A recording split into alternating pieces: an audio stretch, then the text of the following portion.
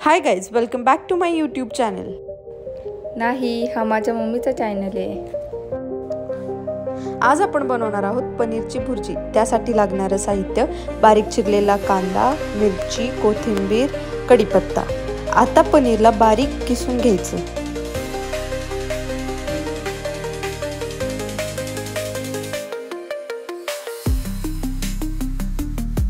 हे पनीर किसल्यानंतर एका कढईत तेल टाकून त्यामध्ये जिरी, मोहरी, हिंग, कांदा, मिरची, कढीपत्ता टाकून ते व्यवस्थित फ्राय करून घ्यायचं.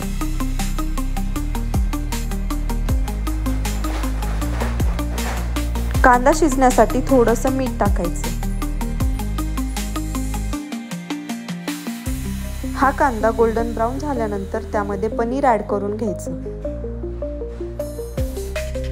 तर तयार आहे आपली पनीरची भुर्जी.